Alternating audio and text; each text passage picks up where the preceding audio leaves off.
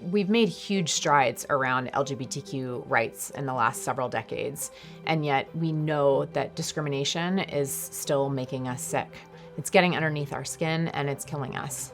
This is undoubtedly a moment of adversity for our community, yet it's also an opportunity for us to demand and drive change. Our center's mission is to advance health equity for LGBTQ communities with a focus on 3 areas: training the next generation of LGBTQ health leaders, research to expand the evidence base, and communication with policymakers, healthcare providers, and the larger public. When you think of LGBTQ health, a lot of people do go to HIV and AIDS or do go to gender-affirming care, and I think those are really important areas of research. I think we should still keep studying them, but I think it's more than that. My work at Harvard has primarily focused on LGBTQ disparities in cancer. There are these structures that are causing stress, and that tangibly and biologically translates into disparate cancer outcomes.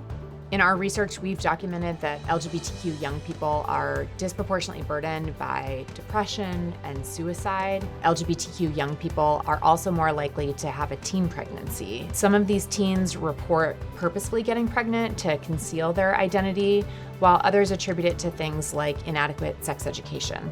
For the last few decades, the focus of LGBTQ health research has primarily been on just describing that health inequities exist. And yet, we now have got to move forward and think about how we intervene.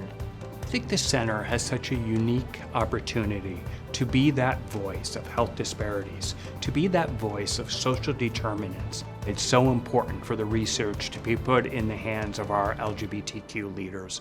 They need to be able to respond to arguments against our community and to be able to fight within this political discourse. The center has this incredible opportunity to cultivate the next generation of leaders that are so desperately needed to fight our health disparities.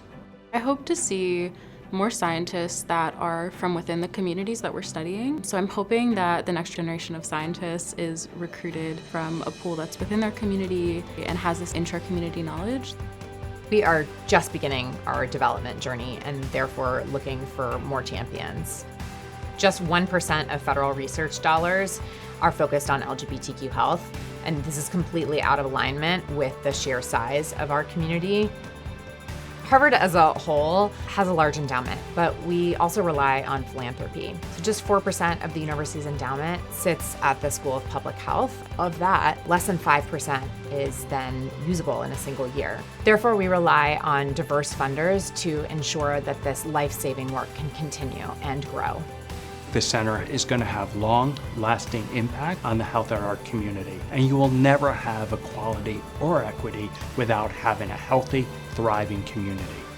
There are really cool projects that are happening and there are really novel ideas, and I think that a lot of our researchers are at the forefront of these ideas and at the forefront of the field. There is so many different ways that we can use funding to answer questions that matter to our communities.